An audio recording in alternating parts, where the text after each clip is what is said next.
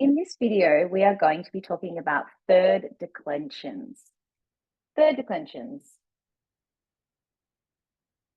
Greek has three different declensions when we're talking about nouns. So you might remember that we've already looked at two of the declensions, so two of the patterns that are used for nouns. We have had the feminine pattern or the alpha eta pattern, which is often feminine words.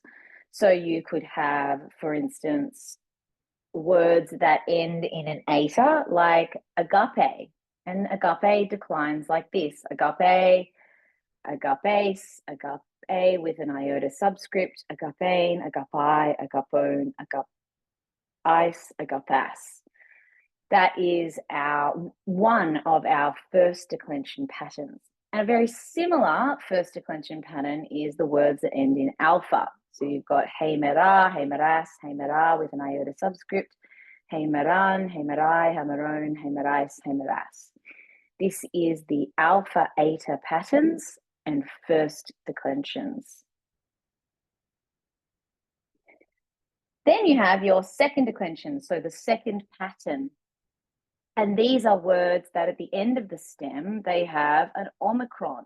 So you can have a masculine form and a neuter form of second declensions.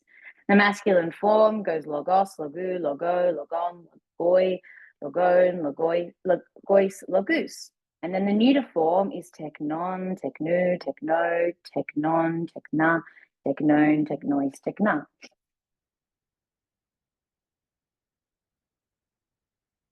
The declension in all of these instances is determined by the stem ending. Now, we talked a lot about stem endings last week when we were looking at verbs, you might remember. And the same is true for nouns. All words have a basic stem. And so with words like logos or teknon, the stem, logo, before you put on the personal endings, the stem ends in an omicron. That is what marks the second declensional pattern.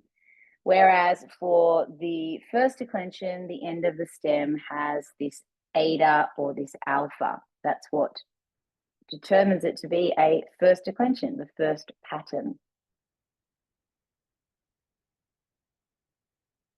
But what about the third declension?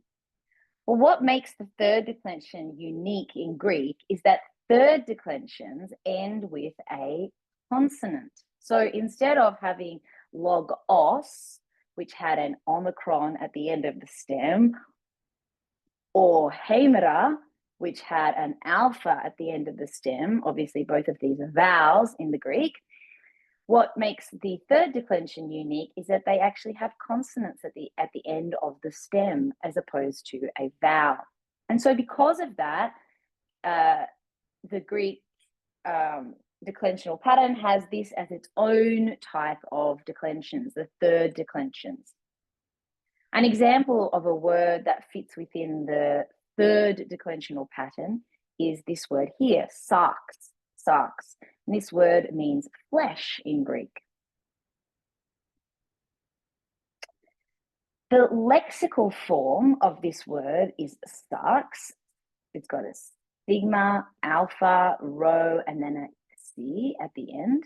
That is the lexical form. That's the form that you'll find in your dictionary or in your vocabulary list. It's what we call the nominative singular form, right? Just like for a word like logos, you would see the nominative singular in your lexicon.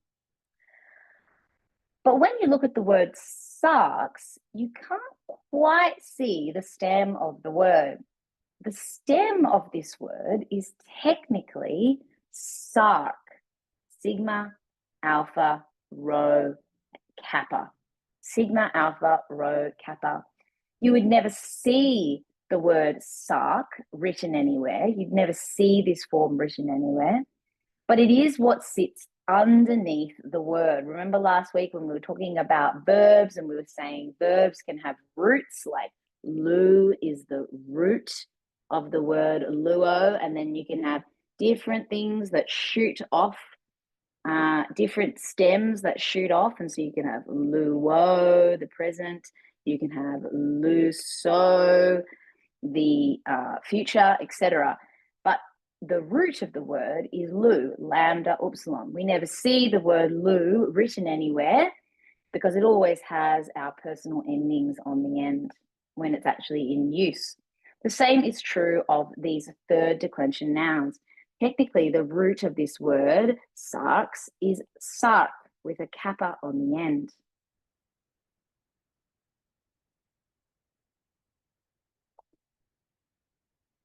So when you have a word like sark and you start adding on the personal endings, we are using, so for the our first declensions, we were using the endings alpha, as, alpha with an iota subscript, an, I, own, ice, and as. And then with our second declensions, we were using the endings os, u, o, iota subscript, on, oi, own, ois, us. With third declensions, our endings are actually slightly different to these ones. So these are the endings that we're working with. So for masculine and feminine words, third declensions, we use these endings: a sigma, os, iota, alpha. This is all in the singular. These are the singular endings. Then in the plural, we get s, own, sin, and as. These are for words that are masculine and feminine. Then for neuter, more often than not, it's just there's no ending. Then it goes os, e, again, no ending, alpha, own, sin, and alpha. Because you'll remember that for neuter words, our nominative and our accusative are always the same, aren't they? And the same thing applies for third declensions. Just for the moment, let's just concentrate on these endings, on these masculine, feminine, third declension endings. A way that I have memorized these endings, and I can't remember who taught me this, but I say these endings as almost like a single word. Socia, socia, socia, esonsinas. I don't know why, but when I learned the third declensions, I learned this as its own word. Socia, esoncias. Socia, esoncias. So instead of learning like we did os, u, o, on, like we did for our other declensions, when I learned these ones, I learned it as a single word. Socia, esoncinas. So with these masculine, feminine endings, now let's apply these endings to our word sarx, and we'll see what happens. So I said before that for the word sarx, the most basic form of the word, the stem, is sark with a kappa on the end. Now I need to add my endings. Socia, right? These are my singular endings, okay? I'm going to add my singular endings. Socia. And let's see what happens when I add socia. When I add these endings, they are going to form the final form of our word, which looks like this: sarx, sarkos, sarki, sarka. So the nominative singular of sarx is sarx. The genitive singular of sarx is sarkos. The dative singular of sarx is sarki. And the accusative singular of sarx is sarka. So it goes sarx, sarkos, sarki, sarka. Now notice what has happened when the kappa from the stem has come up against the sigma of the nominative ending. It has combined. The kappa and the sigma has combined to form the xi. It's not until you get to the genitive singular that you actually can see the kappa. Sarkos, sarki, sarka. It's almost hidden when you're looking at the nominative singular.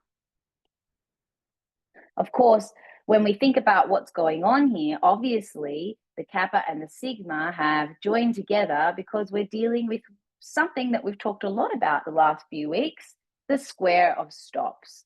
And you all know about the square of stops because we've been thinking about the square of stops. And we already know that when the kappa joins with a sigma, it turns into a xi. We already know that from the work that we did with verbs. The same rules apply. What about the plural? The plural form of sarks. Well, we need to add our plural endings.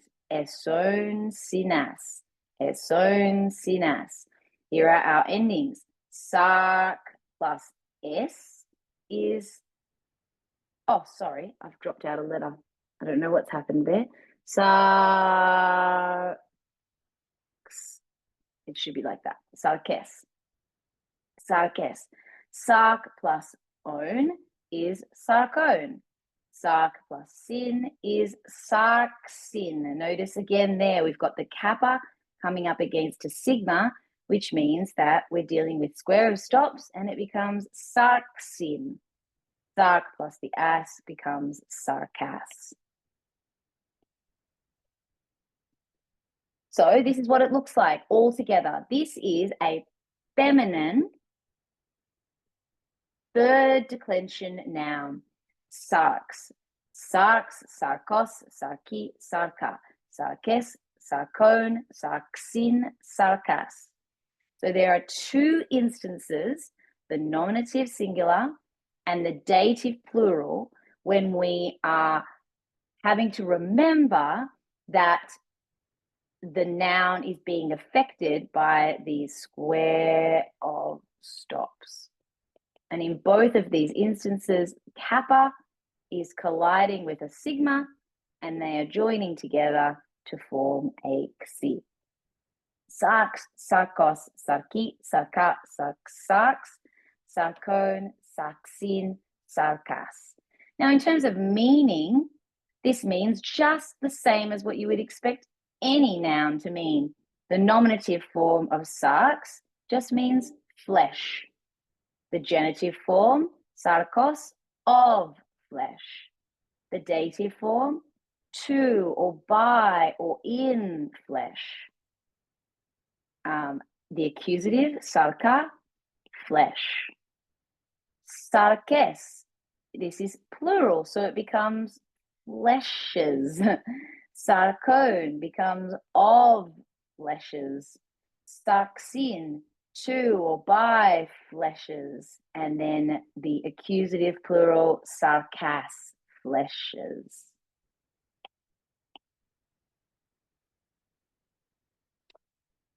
Because of this change that we have from the nominative to the genitive, in the third declension nouns, it is often difficult to tell how that noun is going to decline simply by looking at the nominative singular form. So unlike our first declensions and our second declensions, when you see the word logos, you can pretty much assume that it's going to go logos, logu, logo, logon. When you see the word heimera, you can pretty much assume that it's going to go heimera, heimeras, heimera. But when you see a third declension in its lexical form, sarks, it's difficult to know how that word is going to decline. So what grammarians tell us to do is to learn the genitive singular as well as the nominative singular. So when I learn the word sarks, I also learn the genitive singular form. So in my vocabulary list, I'm going to learn sarks and I'm going to learn sarkos. I'm going to learn both of them together because that's giving me enough information to tell me how this word is going to decline. Sarx, sarkos, sarki, sarka, sarkes, sarkon, sarksin, sarkas.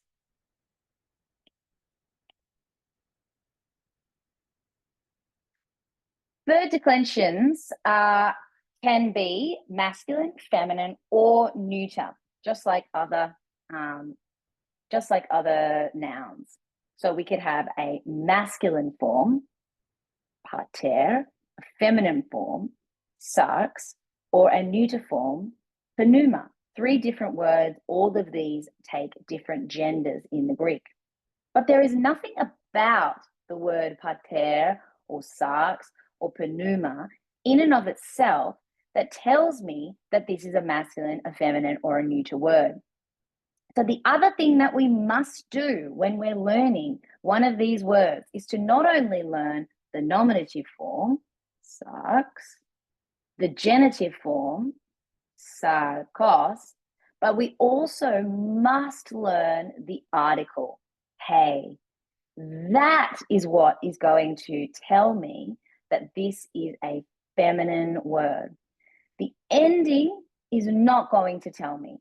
I can guess when I see an os ending or a eta ending or an alpha ending that I'm dealing with feminine words or I'm dealing with masculine words, or if I see an on ending that I'm dealing with a neuter word. I can pretty much guarantee there are obviously exceptions, but these endings help me to be able to see what gender a word is. With the third declensions, the ending of the word is not enough to tell me what the gender of the word is. And so I must learn the article along with the lexical form and the genitive form so that I know what gender each of these third declension nouns is. In terms of the way that they function, third declensions function just like any other nouns that we've learned up to this point. The case system is exactly the same as first and second declension nouns. So if I saw the sentence, to pneuma, I know from my articles that to is going to be the nominative, to pneuma, estin, he aletheia. Here we go. We've got another nominative.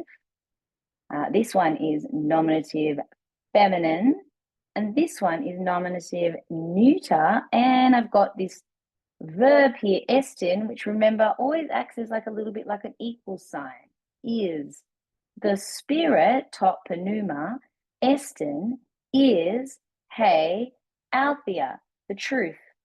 This being a nominative neuter means that it's the subject of the sentence, just like we would expect with any other nominative neuter form. In this next section, ha karpos, the fruit, to pneumatos. This to is telling me that this has to be genitive singular. The fruit of the spirit, to pneumatos, estin, is agape, is love. The fruit of the spirit is love. So here we've got a genitive singular, and it's acting just like any other genitive singular that you would expect.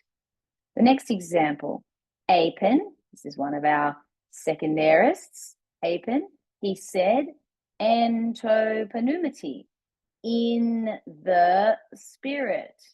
So here we've got our preposition in, here we've got our dative singular, in the pneumati, in the spirit. This is in dative singular, our article's dative singular, and it's acting just like any other dative singular. Last example, Aiden, he saw, again, another second aorist here. He saw top pneuma. This here is in the accusative case. He saw the spirit.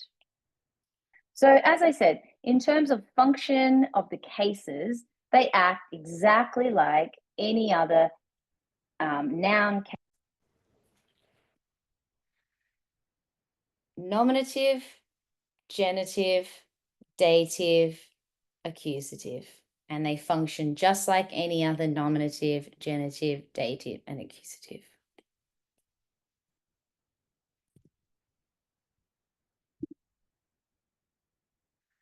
Okay. Oops, sorry. And so when you add the article to your third declension nouns, you are using the same articles that you use when you're using a feminine first declension, or a neuter second declension, or a masculine second declension, because articles never change, and never lie. Articles are so consistent. And so the articles that we already know, hey, taste, tay, tain, high, tone, tice, tas, get added to our feminine, remember this is a feminine third declension, sarx. Hey, sarx, the flesh. Tes, sarkos, of the flesh. Te, sarki, by the flesh. Tain, sarka, the flesh. High, sarkes, the fleshes. Tone, sarcone, of the fleshes. Tais, sarxin, by or to the fleshes. And tas, sarkos, the fleshes in the accusative case. What about, so this is a feminine example. What about the neuter example for third declensions? The word pneuma is a third declension noun, and it is a neuter third declension noun. And so we can use our neuter article to go alongside our neuter noun, our neuter third declension noun. Now let's look and see how the neuter third declension declines. Ta, pneuma, the spirit. To, pneumatos, of the spirit. To, pneumati, by the spirit. Ta, pneuma, the spirit. The nominative and the accusative are identical, just like we saw with second declensions. Ta, pneumata, the spirits. Tone, pneumatone, of the spirits. Tois, pneuma sin, the spirits, or to the spirits, by the spirits. And ta, pneumata, the spirits in the accusative case. Again, we have repetition between our nominative and our accusative. So the neuter form of third declension nouns goes like this: pneuma, pneumatos, pneumati, pneuma, pneumata, pneumatone, pneumasin, pneumata.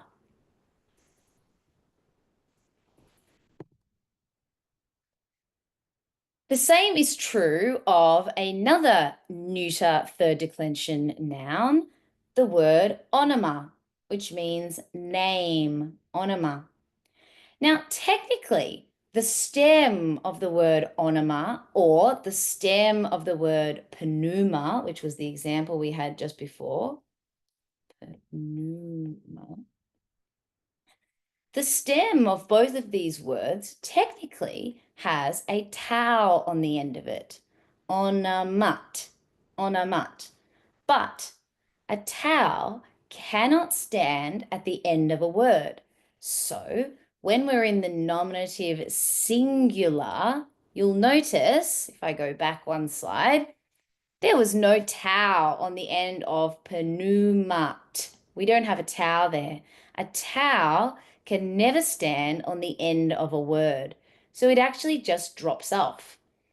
But because the stem of pneuma is technically pneumat with a tau, that is why when we look at the genitive singular, we have pneumatos, pneumati, or in the plural, pneumata, pneumatone, right? So because technically the stem of this word has a tau on the end, the tau reappears when we move into the genitive singular, genitive dative, nominative plural, genitive plural, and the accusative plural.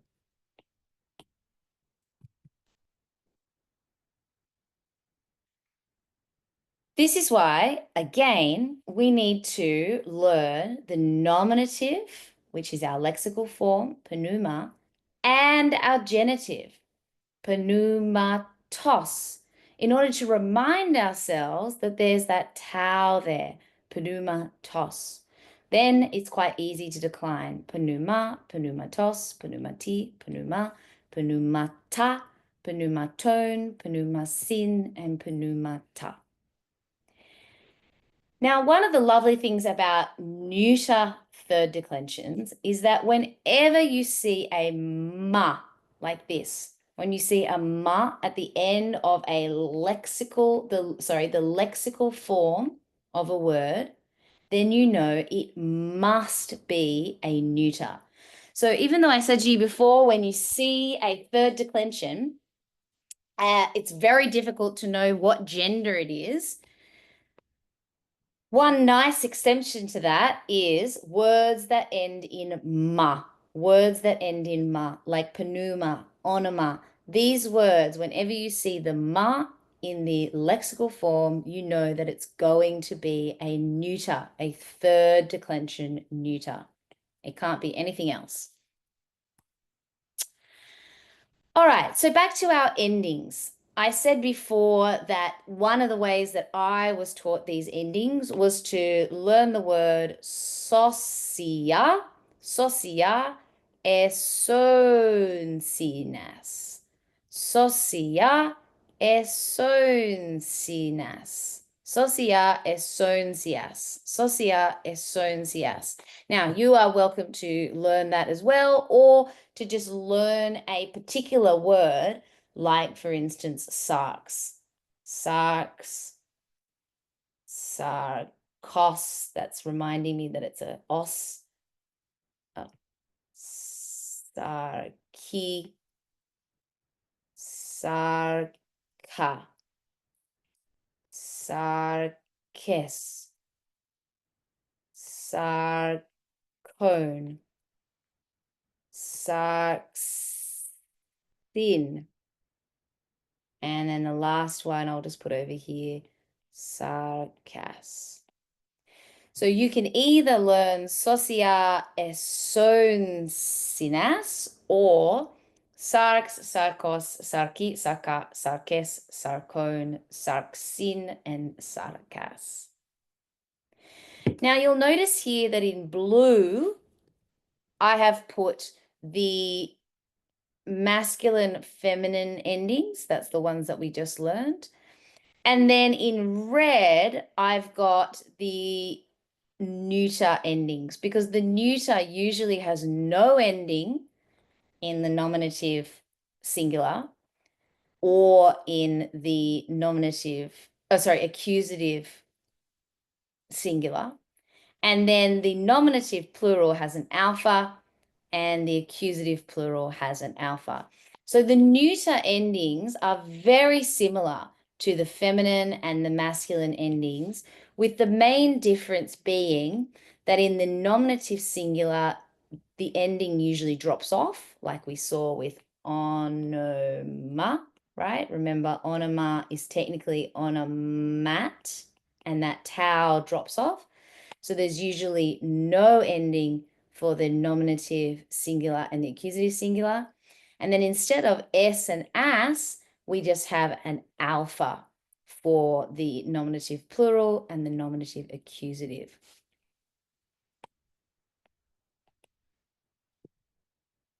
So here are some hints to help you as you are going about learning your third declensions.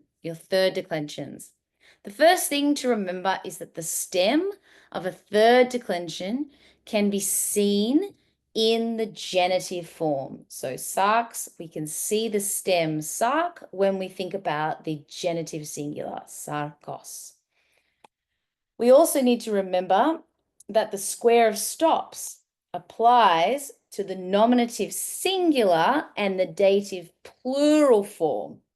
Often when you have a consonant like this, because the kappa will come up against a sigma. The tau drops out when followed by a sigma or at the end of a word.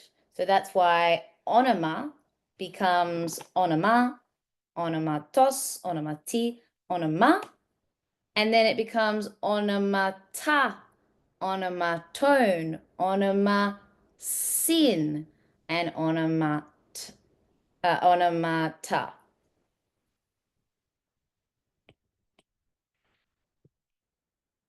Always memorize the article when learning any third declension noun, right? So when you are learning your vocabulary, you would go ta, onoma, right? That is reminding me that this is a neuter word. And I will also remember the genitive, onoma. Oops, sorry, onomatos. Hint, stems that end in ma or mut, technically, are always neuters. They are always neuter. The article never changes. So the same articles that were used in your first and second declensions, those same articles are going to be used for third declension nouns also.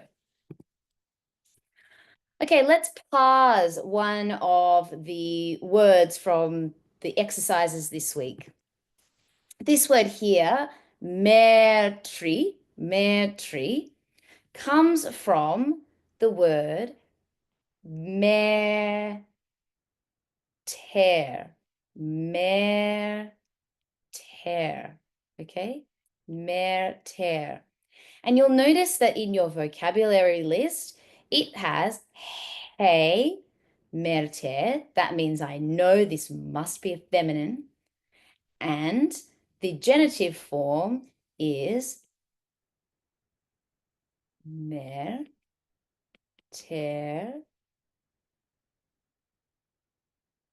No, sorry. Oh, sorry, I've written this all wrong. Mer tros. So merter becomes mertros.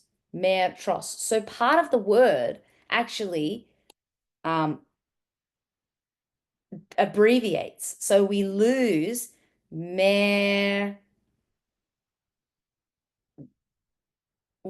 this extra eta. Part of the word actually drops out, which is why it's really important to learn the genitive form of our third declension nouns.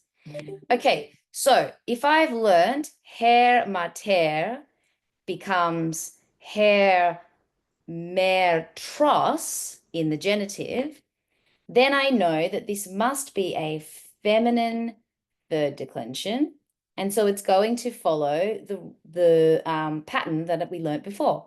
Socia esonsinas. Socia esonsinas. Here is an iota. Socia. It must be a dative singular.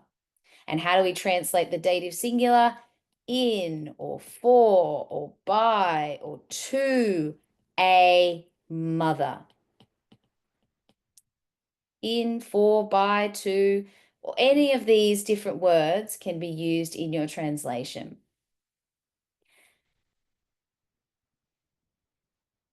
So to parse it, if I was parsing this, I would say it comes from the word, the lexical form is her merter. Oops. It is a feminine word This is the dative form, and it is singular. Sorry, singular. And it means to, or by, or in, or for, or on a mother. Socia esoncias. Socia esoncias. There is the form. Here's another one. Onomatone. Onomatone. Onomatone comes from the word onoma, and in our dictionary, we've learned that it is to. Onoma. And that the genitive form is onomatos. Onomatos. And I know from my learning that it goes onoma, onomatos, onomati, onoma, onomata, onomatone. There's the own that we see there. So it is a genitive plural. So it comes from the word onoma. It is a neuter. And I know that because it's a ma word and also because I've learnt my article. So it is a neuter word. It is genitive. It is plural. Onoma means name. And so it'd be something like of the names or from the names.